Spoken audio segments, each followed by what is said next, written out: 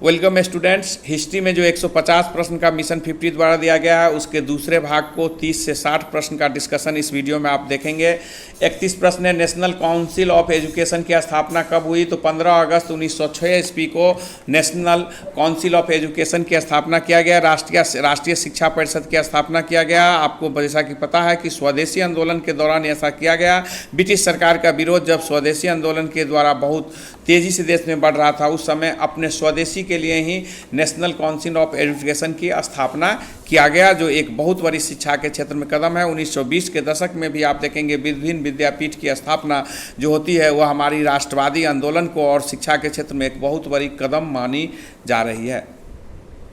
32 प्रश्न है कि जवाहरलाल नेहरू ने अनेक ब्रेकों वाली इंजन रहित मशीन की संज्ञा दी। मदन मोहन मालवीय से बाह्य रूप से जनतांत्रिक, अंदर से खोखलापन। CR दास राजगोपालचारी ने इसे द्वैत शासन प्रणाली से भी बुरा कहा। जिन्ना ने इसे पूर्णतः सराहा हुआ मूल रूप से बुरा और बिल्कुल अस्वीकृतिक बताया। नेहरू इसे दास्ता का नया चार्ट कहा। यह किस अधिनियम के बारे में कहा गया? तो कहा, इसके बारे में आपको जानना है कि 1935 के भारतीय परिषद एक्ट के बारे में ये विभिन्न भारत के राष्ट्रवादी आंदोलन के नेताओं द्वारा दिए गए विचार है। हम जैसा कि बताना चाहेंगे कि इसमें बहुत सारी ऐसी बातें हैं, जैसे हमारे संविधान में 250 से ज़्यादा अनुच्छेद इससे लिया गया है, जिसके बारे में एक विद्वान ने लिखा है कि शराब पुरानी है, बोतल नहीं है। यानी 1935 को ही अपने ढंग से भारतीय संविधान में ढाल दिया है।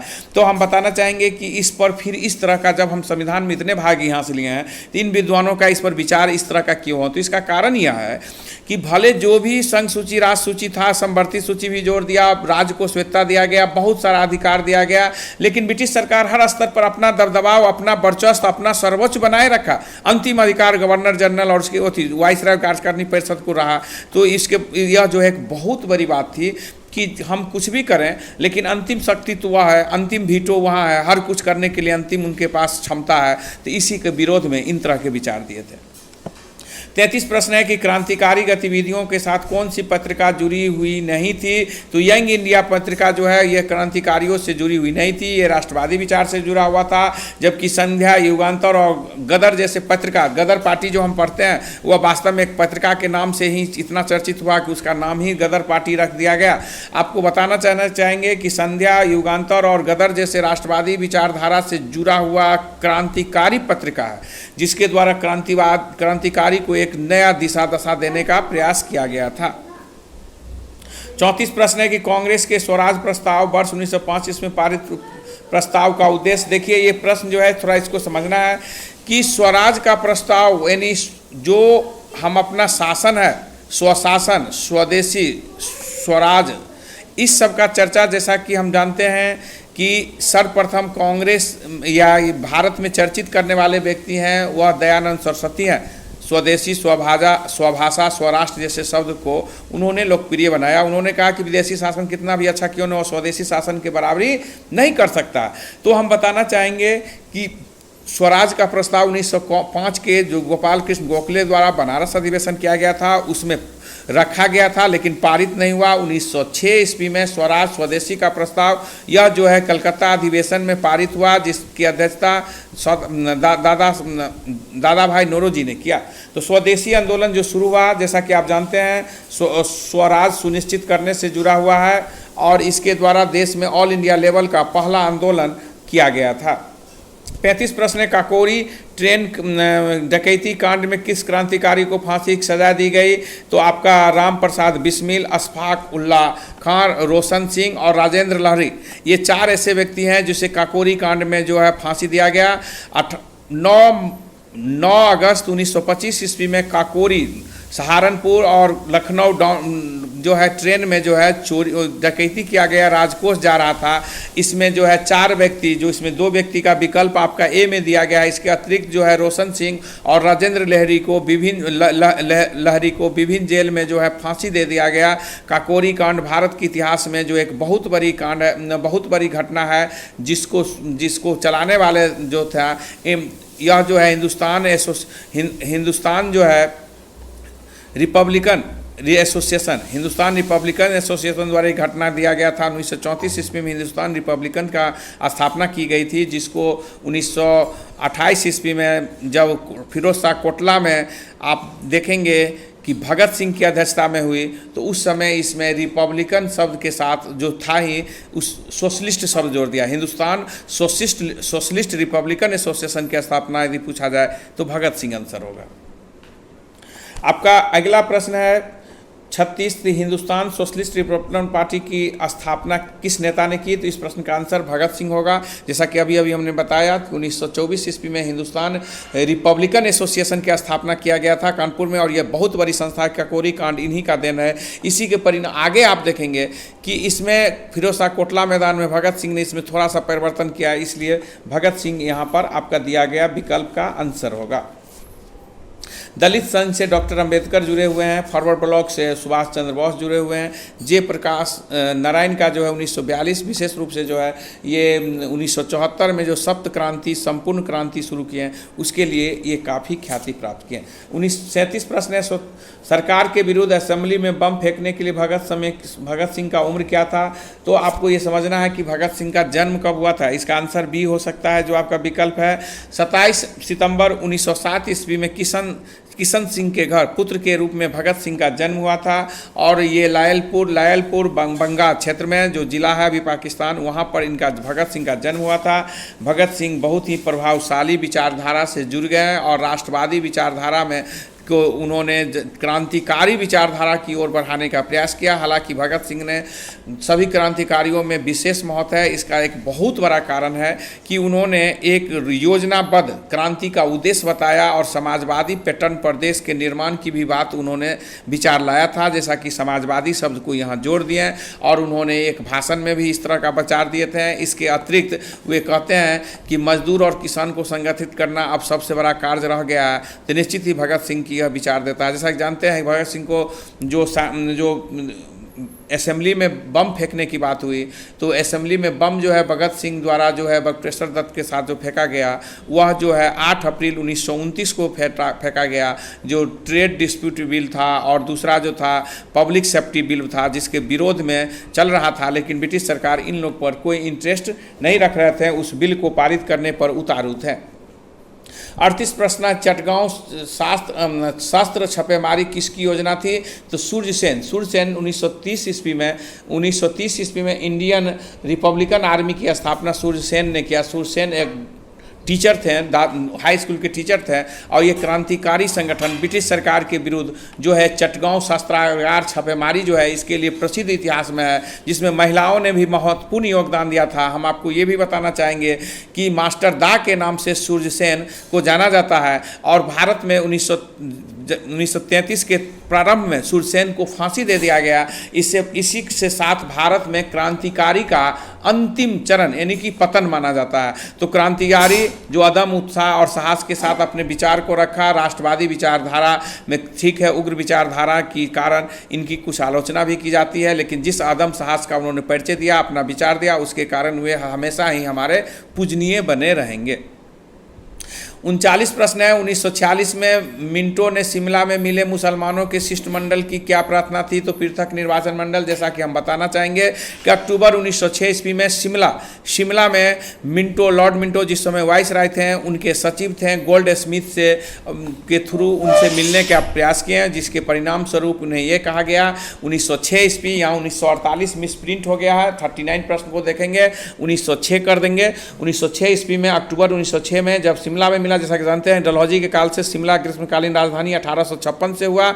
तो ग्रीष्मकालीन राजधानी जिस समय था वहाँ मिले, उनसे मिलने पर इनको गोल्ड स्मिथ जो मिंटो के सचिव थे, उन्होंने कहा कि आप एक संगठन बनाए, उसके बाद आपके दिए गए प्रस्ताव पर हम विचार कर सकते हैं। हम इस आधार पर देखिएगा कि 1906 में 31 दिसंबर 1906 ईस्वी को ढाका में सलीमुल्लाह के नेतृत्व नवाब सलीमुल्लाह के नेतृत्व में आगा खान ने एक मुस्लिम अखिल भारतीय मुस्लिम लीग की स्थापना किया और 1909 में भारतीय परिषद एक्ट द्वारा आप देखेंगे मुसलमानों के लिए पृथक निर्वाचन मंडल हो गया और इस निर्वाचन मंडल के द्वारा भारत में औपचारिक रूप से ब्रिटिश सरकार ने सांप्रदायिकता का बीज रोपण कर दिया और ये सांप्रदायिकता का बीज रोपण आगे चलकर भी जो है 1919 के एक्ट में 1932 में 16 अगस्त 1932 को रेजमे मैकडोनाल्ड अवार्ड कॉमनल अवार्ड जिसको कहते हैं उसके द्वारा भी इस तरह के भारत में फूट डालना सांप्रदायिक और धर्म जाति के आधार पर और राज करने का प्रयास ब्रिटिश सरकार ने किया, जो 1857 से उनकी प्रारंभ में जीत भी इसी नीति से हुआ और 1857 से नीतिगत रूप से किया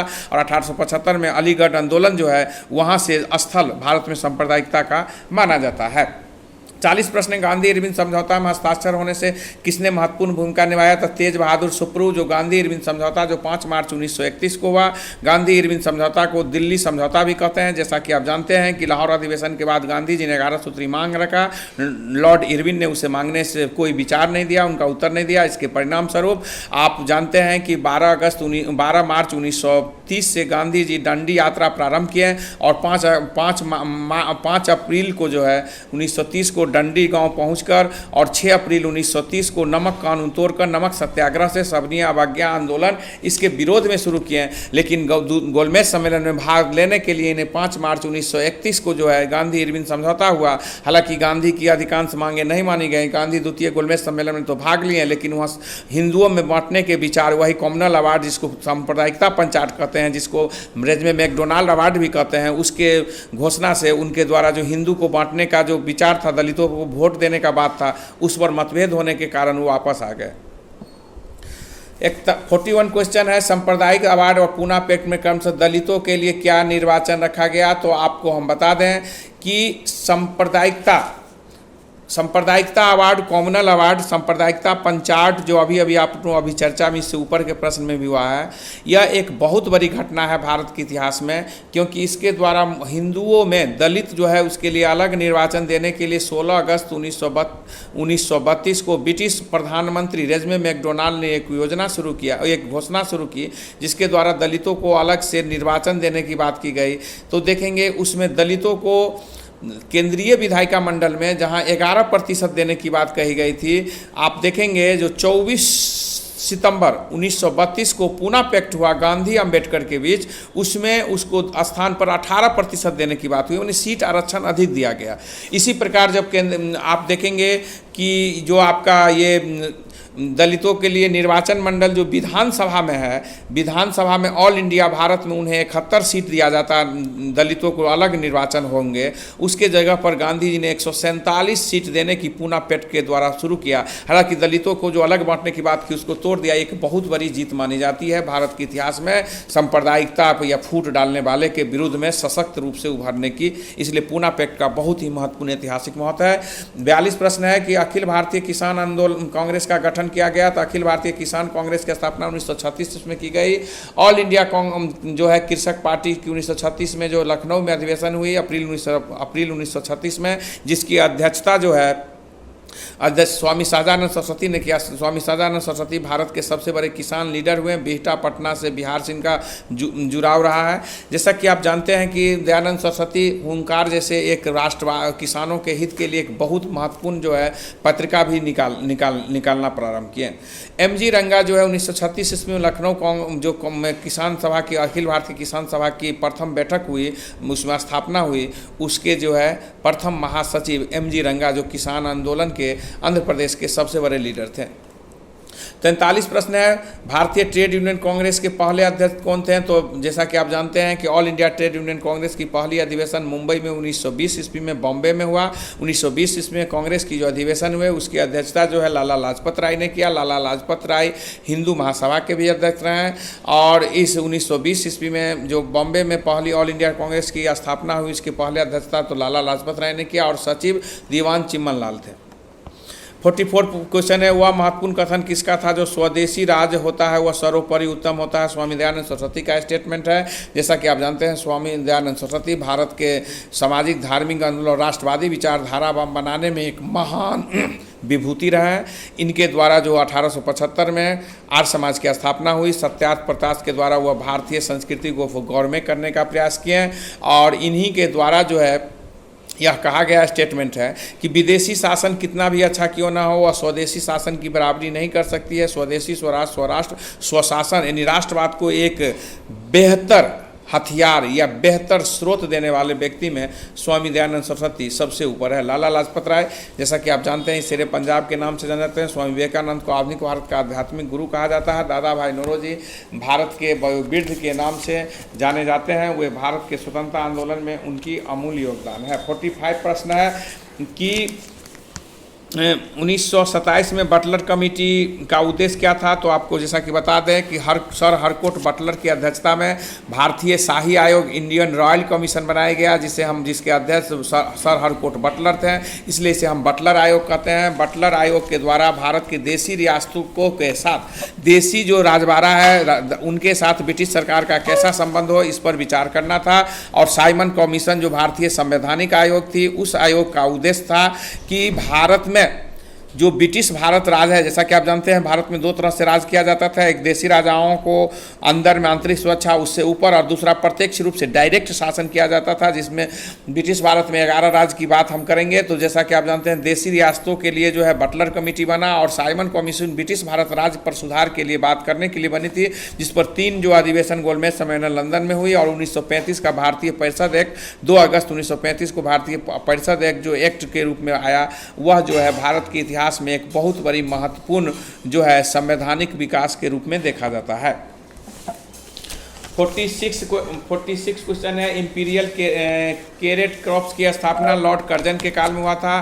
कर्जन के काल में बहुत क्षेत्र में जो स्थापना हुआ, जैसा कि 1905 में राष्ट्रीय रेलवे बोर्ड भारतीय रेलवे बोर्ड की स्थापना 1905 ईस्वी में हुआ। इनके द्वारा जो है रेलवे कमेटी बनाया गया। सर एस्कॉट की अध्यक्षता में जो है सिंचाई कमेटी बनाया गया। रेलवे कमेटी जो ये शिक्षा क्षेत्र से जुड़ा हुआ था, विश्वविद्यालय से जुड़ा हुआ था। इसी प्रकार देखेंगे प्राचीन स्मारक संरक्षण अधिनियम 1904 ईस्वी में लाया गया। तो लॉर्ड कर्जन के काल में बहुत भारतीय पुलिस आयोग जो है फ्रेजर आयोग जिसको कहते हैं, फ्रेजर आयोग की सिफारिश पर जो है पुलिस क्षेत्र में भारी सुधार किया गया। तो लॉर्ड कर्जन के काल में बहुत सारे क्षेत्रों में आयोग समिति बनाया गया। 47 क्वेश्चन है कि निम्नलिखित कौन से प्रमुख प्रावधान थे, तो आपको दिखाया गया है कि प्रांतीय व्यवस्था का सभा में सदस्य संख्या दोगुनी करने की योजना, मुस्लिम, सिख और भारतीय ईसाई के साथ हरिजन के लिए, हिंदू के लिए अलग निर्वाचन का प्रतिनिधि। तो ये मैकडोनाल्ड घोषणा, जैसा कि आपको इस पर चर्चा पहले भी हुआ है कि 16 अगस्त 1932 को ब्रिटिश प्रधानमंत्री रेजमे मैकडोनाल्ड ने द्वितीय गोलमेज सम्मेलन के दौरान से जुड़ा हुआ इन्होंने जो है घोषणा किया कि अब जो है दलितों को भी अलग निर्वाचन दिया जाएगा, उसके लिए अलग व्यवस्था किया जाएगा। ये बहुत बड़ी घटना थी, जिसके विरोध में गांधी जी जो है अंततः, जिस पर हस्ताक्षर चूँकि डॉक्टर अंबेडकर ने किया था, गांधी जी इसका विरोध किया, आमरण अनशन की बात किया यरवदा जेल पुणे में रहकर, और अंत में डॉक्टर अंबेडकर और गांधी के बीच में जो है पूना पैक्ट हुआ। 48 है, व्यक्तिगत सत्याग्रह के प्रथम सत्याग्रही कौन थे, तो विनोबा भावे प्रथम सत्याग्रही थे। जैसा कि आप जानते हैं द्वितीय विश्व युद्ध में ब्रिटिश सरकार का हम विरोध कर रहे थे। केंद्रीय मंत्रिमंडल कांग्रेस की राज्य स्तरीय जो मंत्रिमंडल थी कांग्रेस की, उन्होंने सब त्याग पद दे दिया था। इस दौरान में ब्रिटिश सरकार पर दबाव बनाने के लिए 17 अक्टूबर 1940 से व्यक्तिगत सत्याग्रह शुरू किया गया। यह पवनार महाराष्ट्र जो भूदान आंदोलन के जनक विनोबा भावे के जन्मभूमि मेन उनका जो है आश्रम वहाँ से प्रारंभ किया गया। प्रथम सत्याग्रही विनोबा भावे थे। द्वितीय सत्याग्रही जो थे पंडित जवाहरलाल नेहरू थे। 41 क्वेश्चन है, भारत छोड़ो आंदोलन में पारित होने से गांधी जी को कैद किया गया। तो गांधी जी को पूना के आगा खां पैलेस में कैद कर लिया गया। जैसा कि आप जानते हैं कि 8 अगस्त 1942 को गांधी जी ने बॉम्बे के ग्वालियर टैंक से उन्होंने एक जय घोष दिया, भारत छोड़ो का नारा दिया, ब्रिटिश सरकार की सशक्त ललाट किया, उन्हें भारत से खदेड़ देने की उन्होंने घोषणा किया। और 9 अगस्त 1942 से जो भारत छोड़ो आंदोलन पूरे देश में व्याप्त हो गया। जो भारत का अंतिम स्वतंत्रता संग्राम सबसे जन आंदोलन है, वह सबसे अंतिम सघन आंदोलन है। इसे हम गांधीवादी हिंसक आंदोलन कहते हैं, इन्हें जो है भारत छोड़ो आंदोलन कहते हैं। यह भारत में जो है स्वतंत्रता आंदोलन की अंतिम आंदोलन है। आप देखेंगे इसे स्वतः स्फूर्ति आंदोलन यानी स्पॉन्टेनियस रिमूवल मूवमेंट भी कहते हैं। तो आप देखेंगे इस तरह से ये काफ़ी जो है नामों से जाना जाता है। यह जन क्रांति जो है, इसमें गांधी जी द्वारा जिस तरह का विचार दिया गया था, उसको पूरा देश के हर नेता अपने को गांधी में होकर उनके विचार का पालन करने का प्रयास किया। हालांकि यह हिंसक आंदोलन हुआ। यह कारण था कि ब्रिटिश सरकार हमारी किसी भी संभावना को मानने से इनकार कर रही थी।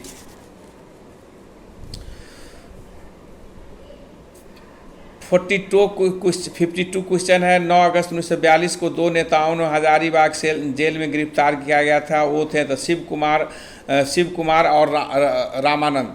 ये हजारीबाग जेल, जैसा कि आप जानते हैं, यहाँ समाजवादी नेताओं को मुक्त गिरफ्तार किया गया था, जिसमें यहाँ पर जयप्रकाश नारायण को भी गिरफ्तार किया गया था। जयप्रकाश नारायण अपने सहयोगियों के साथ 9 नवंबर 1942 को जो है यहाँ से भागने में सफल हुए और फिर नेपाल में जाकर राजविलास जंगल में उन्होंने एक बड़े ही आज़ाद दस्ता को संगठित और सक्रिय रूप से जो 1942 के आंदोलन को जीवंत रखने में सफल बनाने का प्रयास किया।